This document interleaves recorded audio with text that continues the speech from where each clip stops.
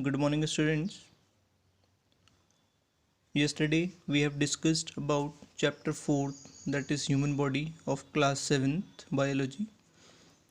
Yesterday we have discussed about excretory organs and their secretions and renal excretory system. Now today we are going to discuss the role of kidneys in blood filtration. Already yesterday we have discussed about the structure of kidney. We are having a pair of kidney that is reddish brown in color. Now students, today we will discuss how the kidney it helps in the filtration of blood.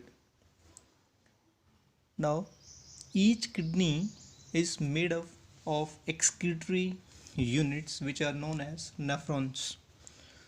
So we can say that nephrons are the structural and functional unit of kidneys.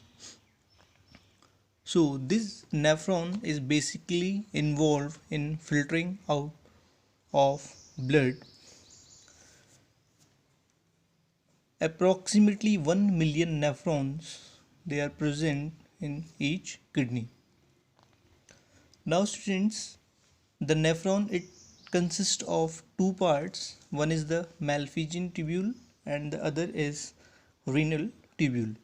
So these two plays a major role in filtration. Now before starting the process, let us go through the structure of nephron. This is the structure of nephron, and students, you have to practice this diagram. You can see this a portion which is cup shaped structure. It is known as Bowman's capsule. Inside this Bowman capsule there is a bundle of blood capillaries which is known as glomerulus. Now students, you can see this structure. This is a coiled structure which is known as proximal convoluted tubule, that is, it is the full form of PCT. This coil extends and it forms a U-shaped structure which is known as loop of Henle. Now further, when it extends, here it is forming the second coil which is known as distal convoluted tubule, DCT,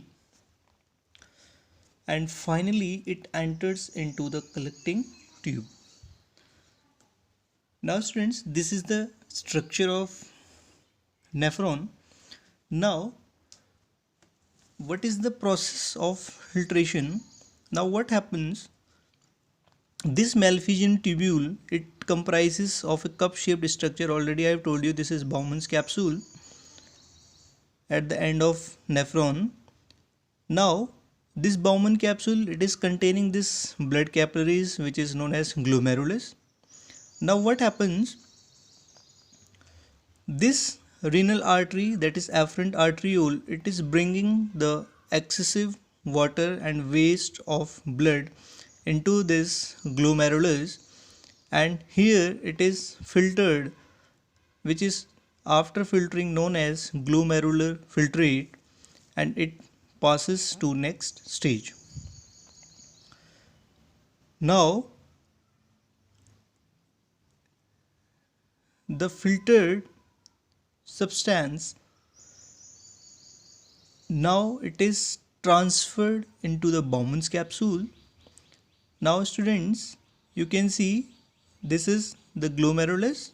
Once the waste, whatever waste was there, it is filtered, it enters this Bowman's capsule, and now you can see here this is the channel or this is the path through which the waste will be treated, will be filtered, and will be finally excreted. So now what happens, you can see this diagram. Here it passes to this proximal convoluted tubule, and in this proximal convoluted tubule there is selective reabsorption of some useful substances like glucose, amino acids, vitamins, etc. Now, after the selective reabsorption, it passes downside, and here in the loop of Henle, which is a U-shaped structure, there is reabsorption of water. So here reabsorption of water takes place. Now students, as it passes to this ascending loop, this is the descending, this is the ascending loop. Here the second distal convoluted tubule, here what happens, you can see in this distal convoluted tubule, finally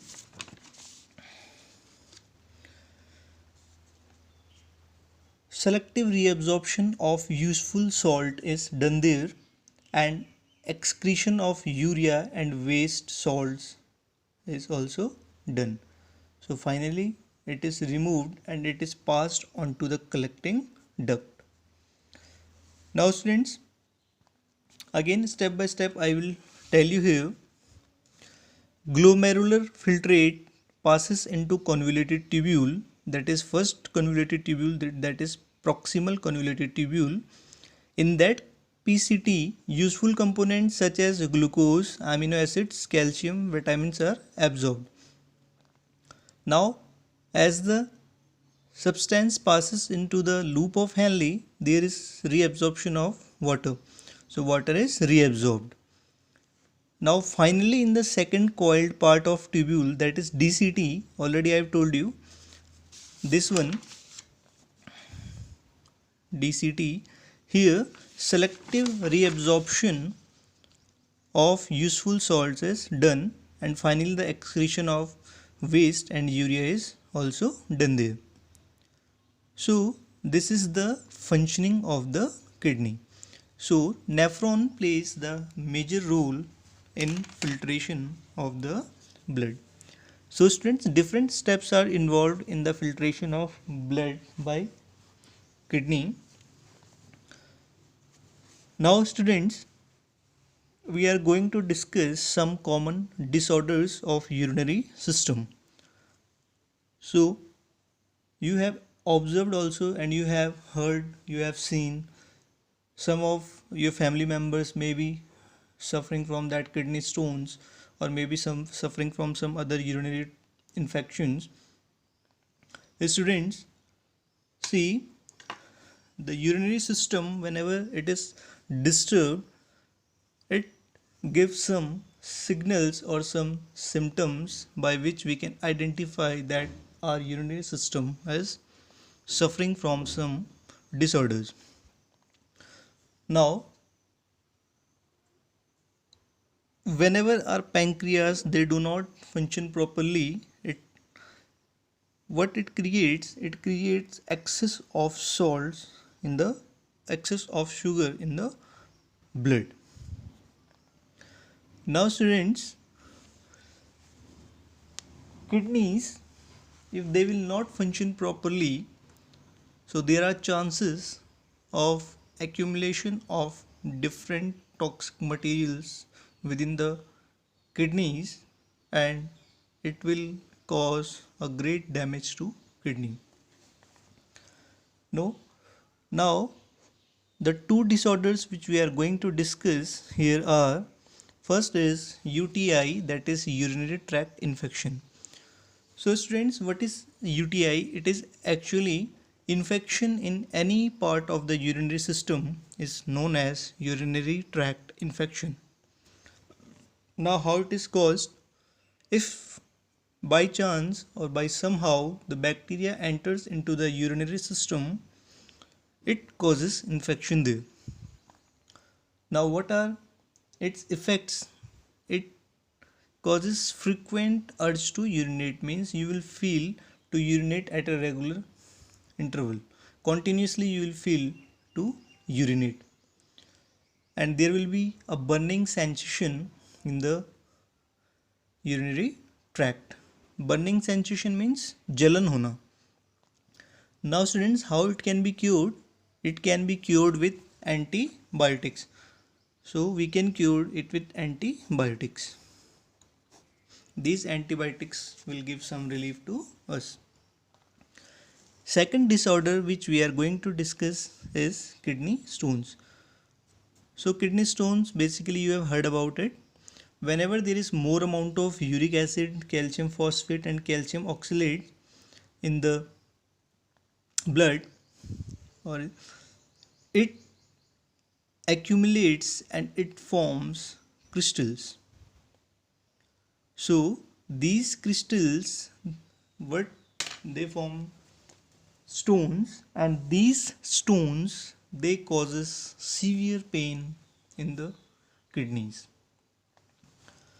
Now students, if the stone it is of small size, it can be treated with medication and we can drink plenty of water to remove it. But once the size of the stone it increases, we need surgery. So these stones they can even block the flow of urine.